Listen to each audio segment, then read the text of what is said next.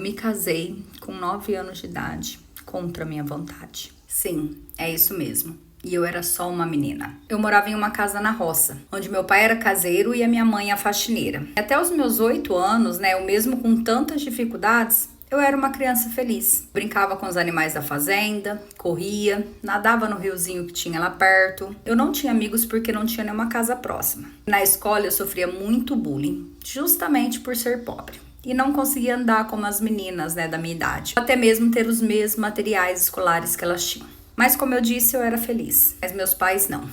Era nítida a tristeza e o cansaço no rosto deles. Minha mãe era cheia de ferida no corpo, porque ela tinha alergias, picadas de inseto que sempre tinham por conta de morarmos no meio do mato, né? E essas picadas, elas viravam feridas feias, porque nunca sobrava dinheiro para ela cuidar dela mesma. Mesmo porque eles não viam dinheiro, né? Eles viviam de favor, cuidavam do sítio e tinha comida e moradia. Até que aos meus 9 anos, né, e eu nem tinha corpo nessa época, viu? O dono da fazenda, que era um senhor, assim, não muito velho, devia ter uns 50 anos. Era viúvo. E ele fez uma proposta pros meus pais. Eu lembro que no dia, ainda sem entender, porque eu nem tinha ouvido a conversa, o meu pai brigou muito com ele. Esse senhor saiu de casa batendo na porta e dizendo, bom, pensem bem. Se quiserem mudar de vida, ela vai ter uma vida boa e vocês também. Podem ficar tranquilo que eu não vou fazer nada com ela. Eu só quero cuidar dela. Quando passou uns 3 dias depois dessa discussão, né, a minha mãe e meu pai me chamaram para conversar e disseram que eu ia morar com o dono da fazenda por um tempo. E eu falei para eles ali que eu não queria, comecei a chorar. Foi quando a minha mãe disse que só assim nós mudaríamos de vida, que ela teria condição de se cuidar e eu teria tudo o que sempre desejei: roupas, brinquedo, material escolar. E mesmo contra a minha vontade, ele me levou e meus pais não fizeram nada. Na primeira semana até que foi tudo bem. A casa era enorme. Ele me tratava como uma filha, me levou no salão, comprou roupas lindas, brinquedos, e eu fui toda pomposa para a escola e eu tava muito feliz. Eu fui visitar meus pais e minha mãe tinha começado a tratar as feridas, e eles pareciam muito felizes também. Então ali eu pensei, vou continuar sendo filha desse homem, né? Para os meus pais continuarem felizes assim. Só que na segunda semana ele já veio perguntando se eu estava gostando de ganhar as coisas e eu disse que sim. Foi quando ele falou, seus pais falaram que você é minha, né? E eu respondi, não sou nada, mas agora eu tô aqui como sua filha. Cara, esse homem, ele caiu na risada. E ele disse que não, que eu era sua mulher, teria que recompensar por tudo que ele estava fazendo por mim, pela minha família. Ali, naquela hora, eu comecei a gritar com ele, sabe? Briguei com ele, falei que eu não faria nada, que ele não precisava me dar mais nada. Mas mesmo comigo chorando, esperneando, ele... Depois disso, eu entrei no chuveiro e eu me esfregava assim, quase que até machucar.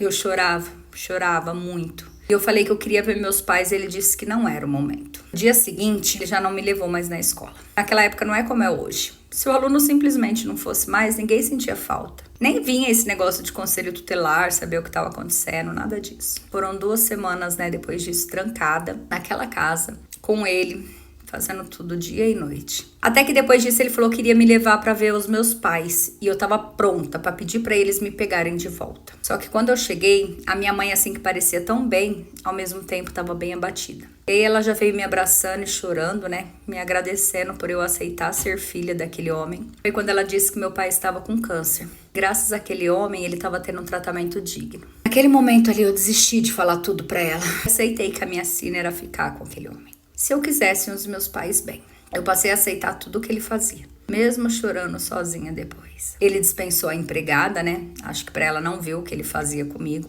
E eu tive que passar a cuidar de tudo na casa. O meu pai, ele lutou contra o câncer por quase 3 anos. E ele conseguiu vencer a batalha. E eles estavam bem. Eu já tinha aceitado a minha vida. Depois desse tratamento do meu pai, eu já saía de casa. Mas eu não pensava em fugir, né? Porque eu sabia que isso afetaria os meus pais. Eles estavam tão bem. Após 5 anos, eles ganharam uma casinha desse senhor. E quando eu estava com 17 anos, né? Eu nunca mais tinha frequentado a escola. Os meus pais, eles pensavam que eu tinha me apaixonado por aquele senhor. E viviam falando que quando eu fosse maior, eu deveria me casar com ele. Eles achavam até que eu era virgem ainda. Mas como eu disse, eles estavam tão bem. Só que nessa idade, o meu pai descobriu um novo câncer. Só que dessa vez já estava em estágio avançado. E nem todo o dinheiro daquele homem serviu para curá-lo. Após 7 meses, né, que ele descobriu esse câncer, meu pai faleceu. E a minha mãe ficou péssima. Ela entrou assim num estado de depressão profunda. Quando ele faleceu, esse senhor autorizou, né, que eu ficasse com a minha mãe. E eu fiquei com ela um mês na casa dela. De fato, ela não estava bem. Quando eu saí de lá, ela parecia estar melhor. Mas a pior coisa que eu fiz foi sair de lá. Minha mãe não aceitou a dor da perda do meu pai. E se 3 dias depois que eu voltei para casa do meu abusador. Nós encontramos ali o corpo dela quase uma semana depois, quando eu fui visitar ela. Eu sofri tanto, chorei e não deixei aquele homem encostar em mim naquele dia. Nem no dia seguinte e nem nos outros 3 dias depois. Até que ele tentou me pegar forçada. Mas eu tinha acabado de completar a maioridade. Eu não deixei. Eu estava decidida que ele nunca mais encostaria em mim. Afinal, eu não tinha mais nada a perder. Os meus pais não estavam mais ali. Esse mesmo dia eu saí da casa dele e fui para a casa dos meus pais, que graças a Deus aquele homem, quando deu a casa, ele passou pro nome do meu pai. Então ele não tinha como me tirar de lá. Afinal, a casa era minha, só tinha eu de filha. Quando ele viu que eu não voltaria mais, né, para ficar com ele, ele falou: fica aí, volta para sua mundice. Eu quero ver como você vai se manter, já que você não tem estudo e nem dinheiro. E não voltou mais. Sim.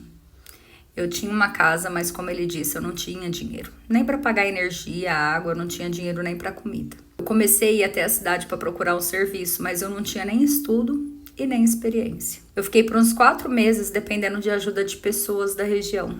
Até assim que uma senhora, né, meu anjo, se sensibilizou com a minha situação e resolveu me ajudar. Ela me chamou para limpar a casa dela e isso eu sabia fazer bem. Ela era professora aposentada e ela me dava aula, né, quando eu terminava a faxina. E graças àquela senhora, eu consegui me reerguer. Após 1 ano, e com o apoio dessa senhora, eu voltei a estudar. Terminei meus estudos e hoje, eu com 49 anos, sou formada em letras e dou aula para o ensino fundamental. Eu não me casei, não tive filhos, vivo sozinha. Eu até me relacionei com uma pessoa quando eu estava ali na base dos meus 24 anos, mas ele me manipulava, me maltratava, chegou até a me bater.